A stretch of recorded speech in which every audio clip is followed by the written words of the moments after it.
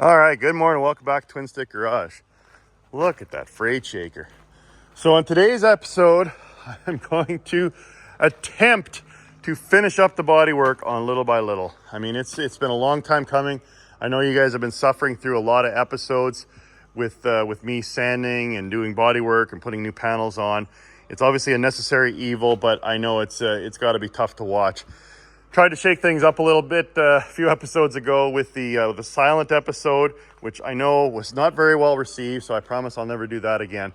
But today I'm gonna have to finish up and just rip the band-aid off and get the remaining paint in the nooks and crannies around here, around all the hucks, and just try and get this thing finished up and ready for primer. So hopefully by the end of the episode I'll be hanging tarps and be ready to lay down some etching primer. So first up, I'm gonna have to, well, that color, I'm gonna get back to that in a second. Because it's all bare metal, primer does not like to stick to bare aluminum. And what you need to do is you need to put down an etching primer that'll actually adhere to the metal. And then from there I can put on a couple coats of high build primer, which will hopefully cover up any spots that I miss sanding. And then I can sand that down and then wipe it down, and then it'll be ready to accept the blue paint. So I went over to C-Max, and they don't sell etching primer by the gallon, they don't sell it by the quart, but I'm hoping a couple quarts of this blended with the activator will be enough to at least put a single coat all the way around on the aluminum there. And I did pick up a Ingersoll Rand gear-driven 8-inch orbital sander. So look at that hog. So I'm hoping this thing will just attack the back of the bunk there and can finish up the job. I got some sticky pad sanding disc for that. And I mean, look at this. A wonderful, generous person got me this Milwaukee grease gun, and I can't wait to use it. But that'll be in a later episode when I actually grease the truck and put it back on the road. But on this episode, like I say, I'm gonna try and finish up hopefully the last episode of bodywork on the Pete, and getting back to this blue color. So originally, when I picked this color out of the, I'm in C-Max and I'm just leafing through the paint books, and I picked this one, and when I first put it on the panel a couple episodes ago, I liked it, but now it doesn't pop.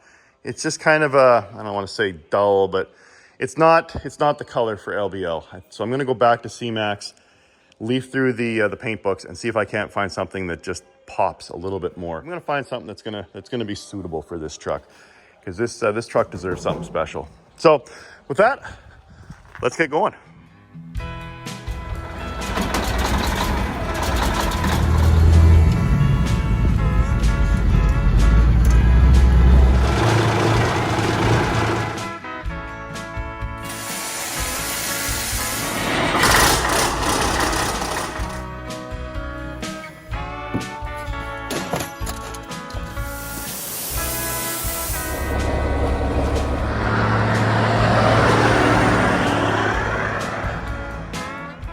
And I thought I'd give you a little update on what's been going on with the Buford car. So because I bought this car out of province, well, for my American friends, out of state, I guess you'd say. So it's the next province over. And when you take a car from one province to another, you actually have to get a what they call an out of province inspection. So I'm going to take that in this week. We'll see if the mechanic shop actually passes this thing, or there might be a few things that need to get fixed up. So hopefully I can put a plate on it and drive it around. But as you can see, I actually put some new tires on there on the steel wheels, and I was lucky enough to find the movie correct hubcaps for this car, which I'm just so tickled about.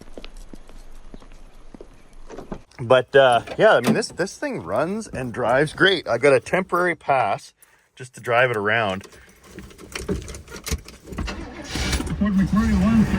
Look at that thing, fires right up. And I actually drove it around. My daughter and I took it to pick up dinner there last night. I mean, this thing is just a cherry of a car. Nothing wrong with it at all. So I'm hoping, like I say, that the inspection guys will agree with me that there's nothing wrong. But we'll, like I say, we'll see. Hopefully it passes inspection, and then I can get Buford car on the road legally. Now, obviously, this car needs to be a lot of body work needs to be done on, well, in the lower section, all the rust needs to be cleaned up. But then basically, I'm going to sand it all down, primer it. I'll probably take the trim off of there, primer it, paint it in the glorious brown that the Buford car was painted, and then obviously I have to take this vinyl roof off. But the lights are proving to be a little bit of a difficult deal to find, the original light bar. So I may have to get my buddy Blake to help me manufacture something. And I got a lead on some beacon lights. My buddy Peg there, he's got some on his old Kenworth that he says he might be able to donate to this project. I'll just have to figure out how to get blue lenses, but it's going to be a work in progress. I'm really excited about getting this car back on the road. Well, one project at a time, Mark. And I promised myself and I promised the missus that I will not start on the freight shaker until these 3 trucks are done. So I'm just going to enjoy that truck, enjoy the Pork Chop Express, and drive it as is. I mean, it do you see that bird fly up in there? They actually got a nest in there. But this truck did a beautiful job coming back from northern Alberta. No issues at all. It's just the honey of a truck. Let's see if this bird's gonna come down and yell at me. Yeah, check it out. You guys, you guys are gonna have to, you guys enjoy that while you can, because the Lesco truck show is coming up soon, and I'm gonna have to hook onto this trailer, and you're probably not gonna like your nest going down the highway at 110. All right, that's enough of an update on what's going on around the shop. So let's get back to work and see if we can't get this thing ready for primer. So see, it's got the DA action, the dual, so it spins, but then it's also kind of wobbling around. That's what the DA stands for, the dual action. And it's a lot quieter than the DA Doodlebug that I normally use. Yeah, I think it's gonna work good.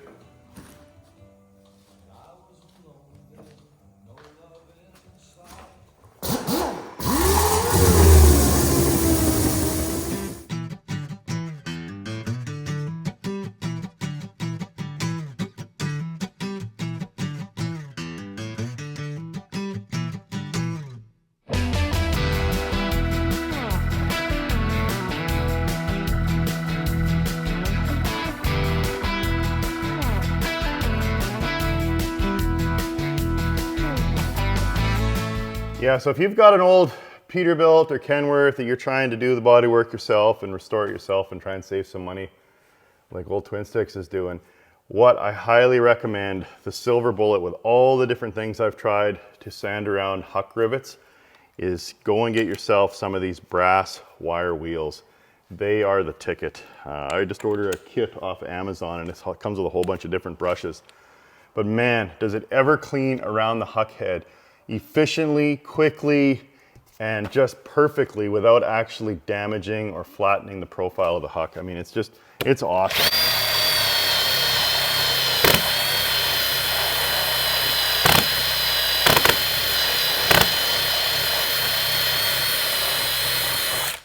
I mean, in 20 seconds or less, you've got all the paint cleaned off just beautifully around it. So that is definitely the silver bullet.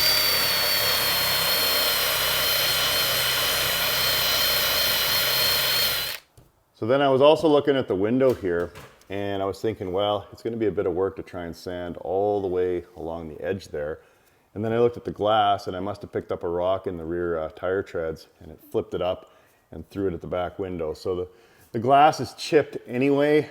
So what I might do is pop this little seal ring out and then just take the glass out. And I could always get this glass replaced. Maybe get some limo tint. This isn't that dark actually. Then of course I'd have to get my Whalen sticker. A fan actually made me the little by little sign though, so I won't be able to replace that. But I could always put the glass back in. So I think what I might do, because it'll just be so much easier to sand around the edge, is to just pop that out, and then I can clean that all the way up around. So I guess that's the next job. My new friends at Exclusive Auto Works there, the mobile glass shop, when they came by to pop out the glass on the Trans Am, we were talking about doing bus glass, and they had the idea or the suggestion to put bus glass not only on the windshield, but then also on the door glass.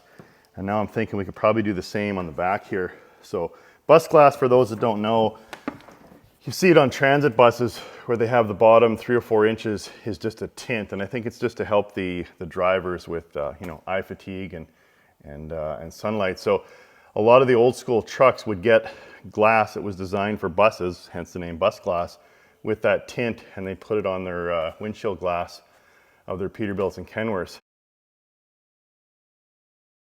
But they were suggesting, like I say, to go all the way around with bus glass. And if we did that, we could even get a piece of bus glass for this, where it would have the tint along the top. So lots of ideas, lots of different things I could go with here now.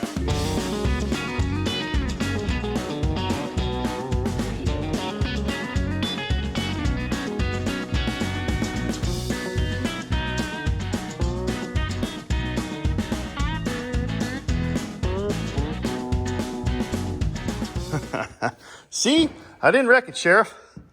I was a little nervous. Like, I really got to get me some of those suction cups from Princess Auto that you can actually hold on to the glass, because then I just could have pulled it from the inside. But once I was able to loosen up the glue with a little bit of window cleaner, and then I just pried the one corner as you saw there, and then I was able to grab it and the whole thing just popped right out.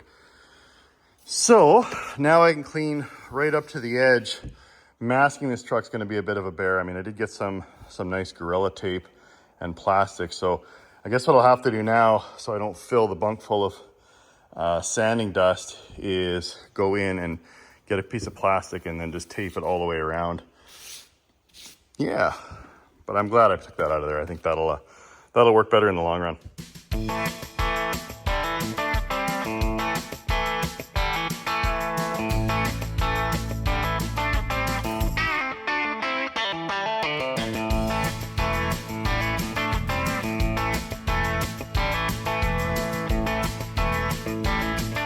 That was a bit more work than I was expecting, but the reason I took the inner ring off and then ended up putting the plastic in between and sandwiching it between the upholstery or the Decab company panel and the aluminum is, looks like this ring was off some kind of burgundy truck at one point. And I thought, well, I could just quickly paint it black, but then I thought, well, if I put the plastic in there, then when I paint the truck blue, this will automatically get painted the color that it's supposed to be. So I think that'll work just fine.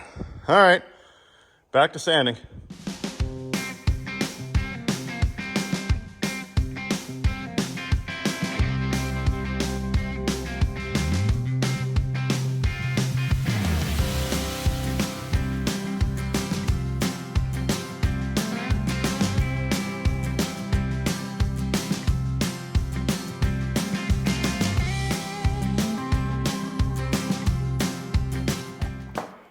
Oh, the time lapse probably makes it look like that was nothing.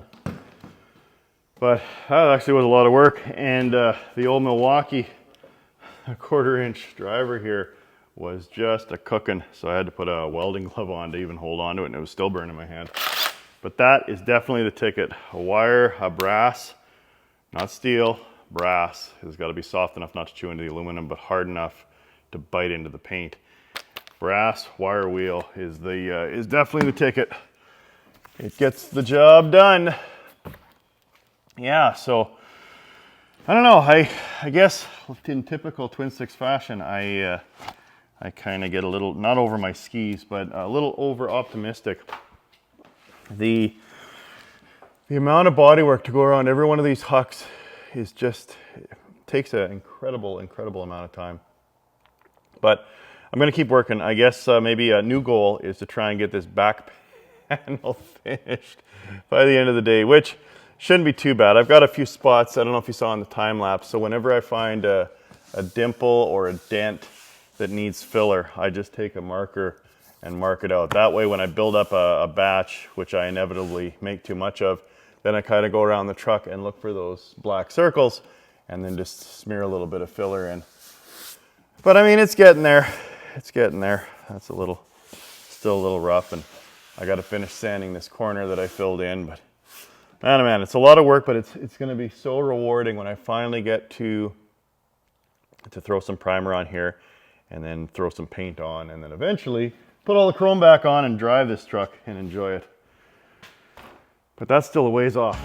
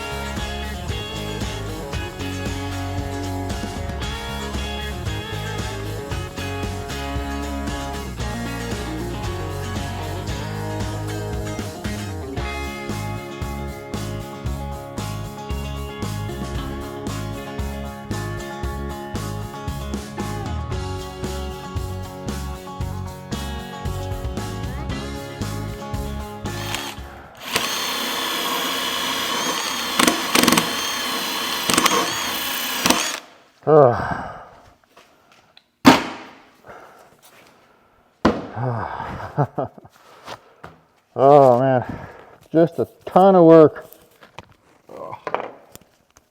So I decided to count the hucks. I was just curious, and I think there's 30 on each of these sides, and I think there was 60 on the half here. So that's 120 and another 60, 180. So there's almost 200 huck rivets just on the back, and that doesn't even count the top row. There's probably another 50 up there. But they sure look good when they're painted. And they're not flattened out. So getting closer back here, I actually tried out and spent a little more time with the big old 8-inch, and it really knocked this down just because there's more surface area. Sanding on the chewed part is where I caught the top there. But because there's more surface area being spun around, it actually goes a little quicker than the 5-inch, but obviously a little heavier, and it takes a lot more air to drive it. So again, there's just a whole, if you've been following the channel for a while, I've kind of built up, I've tried different things. I had the Milwaukee sander, and I worked my way up to different things. Board sander, the DA, the 5-inch DA. Still my favorite by far, this little guy here. It is the most annoyingly loud but efficient tool in the auto body toolbox. So I would recommend definitely getting one of these. So of course, dual action spins, and then the whole thing kind of moves around. It just does wonderful, wonderful work. And because it's a little smaller, I can kind of nibble in and get around kind of in between the huck heads. It's so repetitive. It's to say if you get one little area and you finally get it all cleaned up, and then you look and you're like, oh yeah, there's a ton more to do. But little by little, I'm working my way around. I think another good hour on this back panel, and it should be just about ready for primer. And then I can go, I can kind of work my way around the truck and see where the other areas that I missed. I mean, in hindsight, when the paint stripper, the weak ass paint stripper that they sell here in Canada, didn't take the paint off, I should have took that as a sign, because I did that twice. If you went back a couple episodes, well, a handful of episodes now, and it just didn't pull off the paint. So I ended up sanding down the 3 or 4 layers of paint and primer that were on here. In hindsight, I probably should have just went to Truck Shrouds and got new panels and just took the interior out and just hucked them all in there with new huck heads. But I guess maybe on the next truck I do. I guess we'll see what I do with the Freightliner. Yeah. There's so much sanding I still need to do. I got to sand the Buford car. I got to sand the Iron Duke cab over. I mean, that's just a big square box, so it's like a bunk, but just a little bigger. And then, of course, I got to get going on the shaker. Now, tell me your thoughts on this one. Of course, I've only got 3 stalls in the shop here, and I've already got 3 trucks, 1 in each stall. So I was thinking of maybe going back old school, back to where this channel started, and start working on that shaker out in the snow. But probably not this year. There's still a lot of work that needs to be done on this truck, because even once it gets painted, I got to put all the stuff back on, the chrome and such. And then the Iron Duke still needs a lot of work. I want to turn that cab over truck into a twin stick truck. So I got to go find me a 4-speed auxiliary and then figure out a way to get the auxiliary shifter up into the cab. And then do all the wiring on that. Yeah, there's no shortage of work for old twin sticks, but I enjoy it. It's fun for me, and it keeps me out of trouble. So with that, I'll just keep on grinding here and see how far I get by the end of the day. All right, time to get a break from sanding. I actually just went outside and put some Pour 15 on the really rusty parts on Buford. Now, obviously, the Buford car is going to be completely redone, but as I mentioned earlier, I'm just trying to get the trying to get it to pass inspection. So I might throw a little filler in there and get a little creative just in order to get through the inspection. Okay. Love this onion board.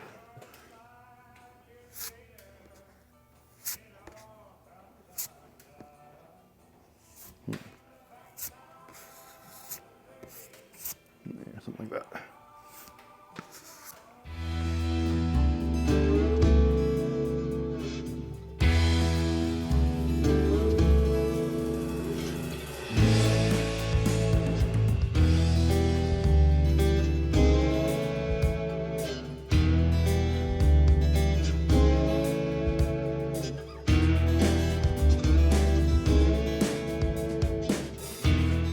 All right, so not to bore you, I didn't film all of it. I did a few more iterations. I found a few more bumps, put a bit more Bondo in there, went back and sanded again, but I think this back panel is pretty darn near done.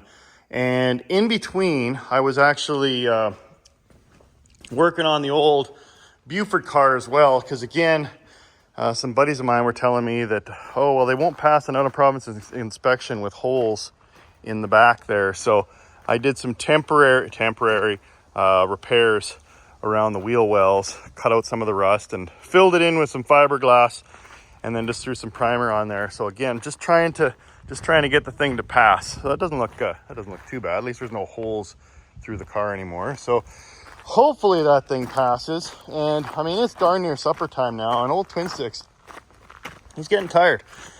This takes a lot out of him. So I guess it was a little bit ambitious to think that I could have got the truck completely finished. I guess I took for granted how much work was still needed around those 200 plus huck rivets, but getting close. I think I should be able to use my big 8-inch DA on the roof caps, and that should take that down. I just need to really scuff that up, because of course that was a new roof cap, didn't even have any primer on it. I just need to scuff the blue on that one. A few more, these were the dings when I put the bunk on the truck all those years ago with that forklift, and I still got to sand those out. I got to get in and around, get that wire wheel in and around all of these. Well, not all of them, but most of them. Get that cleaned up. And then, oh yeah, right where I started at the beginning of the day, I got to clean out these little grates and in here. So it's probably going to be at least one more episode of sanding, a little bit of work to do on the cowl and up and around the pillars. So yeah, it's not ready for paint yet. I'm sorry, folks. Like I say, I was a little too optimistic, but I figure one more Saturday of just grinding away, and maybe I'll come out here in my evenings as well and just not bother filming it and try and get this thing over the hump and ready for primer, because I'm waiting for it and as excited about it as you are. So with that, I think what I might do now is there's been a lot of mail coming in, so I'm going to open the mail and see what the wonderful, generous Twin Stick fans have sent to old Twin Sticks. All right, I earned my treat. Oh, and I probably should take a Saturday just to reset the shop, because I'm sure all the viewers out there that like things neat and tidy and everything put in its place are probably just twitching when they watch my episodes, because nothing is where it belongs. It's just, of course, for the long-time viewers, you already know this, but for folks that are newer here, I only work one day a week on trucks. This is a hobby of mine, and I spend my Saturday just grinding as hard as I can. I give her all day long, and then at supper time, I go running into the house, and I never really reset my shop. So that's on the to-do list. But getting back to the mail, getting back to the course, the first thing that I wanted to show was my best friend Corey, he picked this up for me. He was down in Nashville at Cooter's place, which of course, do you know what this is? This is the license plate off the General Lee. Which, as he knows, is still on my bucket list. And it's in the spirit of all you folks out there that have purchased license plates for me. Someone bought me a Band 1 license plate, and I ended up getting a Trans Am. Someone bought me that Texas plate with the, I forget the numbers on it, can't see it, but the Texas plate for the Buford car, and I ended up getting the Buford car. So now Corey got me the General Lee license plate. So hopefully that's an omen that somewhere down the line, somewhere in some future episode, that old TwinStick starts restoring a General Lee. So we'll see how that goes. And then this one here, I believe, is something for TwinSticks. So, of course, that freight shaker that's sitting out front is from the movie Big Trouble in Little China. And I watched an interview on YouTube with John Carpenter, the director, and Kurt Russell, the main actor. And Kurt Russell says people have either seen that movie and they love it, or they've never seen it at all. It's either one or the other. So Big Trouble in Little China, it's a favorite of mine. I love the freight shaker in the movie. It was called the Pork Chop Express. Of course, that's gonna be project or truck number 4 when I eventually get to it. And so when I was registering the truck, I decided to get a custom plate for it.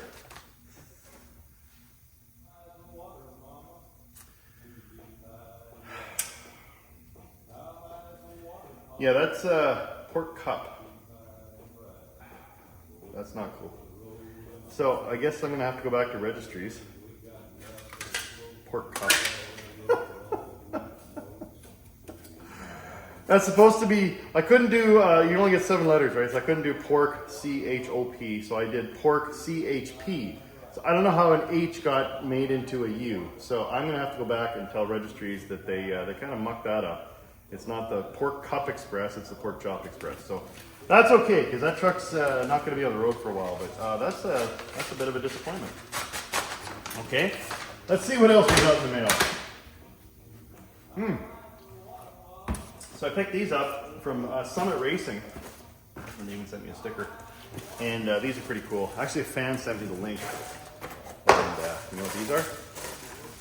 So these are the Movie Correct exhaust tips for the back of the Trans Am. Now, of course, I'm going to go with Lyle's stainless piping from the headers all the way back, and then I'll get Blake to weld these on there just to match the movie. So that is cool that those finally came in. And now to the mail. TwinSticks from John in Olmsted Falls, Ohio. Here's a plate for your shop door. One is from a 28-year-old car that just left for the great beyond. The veteran plate was on my dad's car that was put in my mom's name after he died. Dad, before the cancer, kept him from leaving the house. Oh, look at that. That is awesome, John. Thank you so much. So I got a Ohio Bicentennial, the birthplace of aviation. Yeah, the old Wright brothers. That is cool. And look at this, U.S. Armed Forces veteran. That is awesome. I'm going to put that up with pride on the shop door there. Thank you so much for sending me that, John. Very cool. All right, another gift from San Antonio, Texas. I don't see a name on it though. Oh, a Cat Diesel hat. Just like Jerry Reed. There. How's that look? Do I look like Jerry Reed? Well, thank you, whoever sent me that. That's great. What else do I got here? This is Stupid Simple Tools from St. Petersburg, Florida, but there doesn't seem to be a name on here. Oh, yeah! Someone emailed me a while ago. Sorry, I forget your name. And he said he was going to send me one of these. It's an easy way to tell if you've got, I imagine you just hang it on the wall, and you can tell if you've got, because they're threaded there, right? And so you can see if you got a nut or you got a bolt, which, if it's metric or imperial threads. Isn't that cool? Cool. This is something I was actually looking for. So I wasn't happy with the steering wheel in the car. Wasn't movie correct, right? Oh, movie correct. So I started poking around on eBay to find the one that was. Oh, look at that. So it's a blue, navy and baby blue, or kind of a lighter blue license or steering wheel. So this was the steering wheel that Buford had in the car when he started smacking it, and then the horn stuck on. That was just such a great scene. What the hell is this, a drive-in movie? Get off of there, you schnauzer. I'll do officer. So I'm gonna have to get a puller and pull that off of there, but hopefully the splines match up, and then I can have the movie correct steering wheel that Jackie Gleason was using. Oh yeah. So this is, okay, so this isn't necessarily mail, this is just TwinStick spending money online that he probably shouldn't. So, of course, the Buford cop car has a CB, right? Because Buford's talking to, hello, would the bandit just happen to be listening out there? You see, when I get you back home, I'm gonna find the tallest tree in the country. So I wasn't sure, I just assumed it was a Pace CB radio because Pace sponsored the movie, and there was Pace CBs in the Trans Am and in the Kenworth truck. So I just assumed there'd be a Pace CB in the Buford car as well. But you never see the actual CB, and it's interesting because they must have had a couple cars there because you see a different mic. There was a white mic and then the black Pace mic. So I don't know which CB it was. But I had a notifier on eBay for the CB145, which is the same one that's in the Kenworth truck. And of course I bought one, 2 years ago when I put it in the truck, and I still had that notifier. So this one came up, and it's just in mint shape. I mean, look at this. It's almost nicer than the one I put in the Kenworth truck.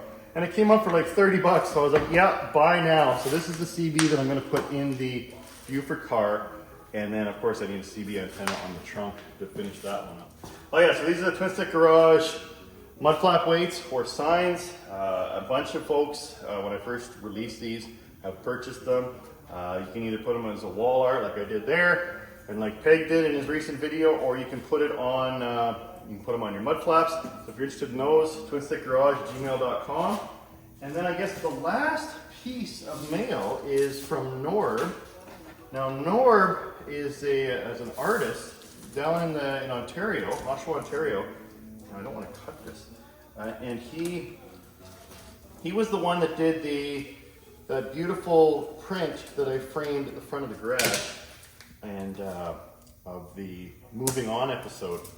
And so he wanted to do a Smokey and the Bandit one. So he actually used my truck as a guide and did a Smokey and the Bandit print. Okay, I gotta make sure my hands are clean. Oh, cool, check this out. So these are prints. Norb actually, this is original art by him. Look at that, Bandit 2, just like mine. Jerry Reed in there. And Gleason, look at the Le Mans. Oh, isn't that nice? Yeah, thank you so much, Norb. I'm gonna have to frame that and put that up by the Moving On deal. But that is a beautiful, beautiful piece of art. Oh, it even got the Thermo King. Yeah, he copied the one on my trailer. That is awesome. So if you want to get one of those, I'll put Norb's Instagram at the bottom of the screen there, or you can just email me at twinstickgarage@gmail.com and I'll get you in touch with them. But beautiful, beautiful piece of art. All right, I'm going to wrap it up there. Thanks again to all the wonderful, generous fans for sending TwinSticks these wonderful, thoughtful gifts. If you want to send anything to me, the address is down below in the description. If you want to send me an email, just say hi, twinstickgarage@gmail.com. I read everyone and I try and respond to all the emails as well. I really appreciate all of the support. Appreciate all the fans that send me stuff. You, the fan that is watching this, the wonderful patrons out there on Patreon that are contributing to the channel. Very grateful for their support. And with that, you just, like I say, hang with me a little longer. I know this Peterbilt's been a long time in the making. I mean, we're coming up on like 5+ years, but just a little bit longer. A couple more episodes, and it's gonna be in primer and paint, I promise. So with that, I'll wrap it up there. Don't ever forget, if you got it, a trucker brought it. And at the end of the day, I always think about what you did to help somebody else.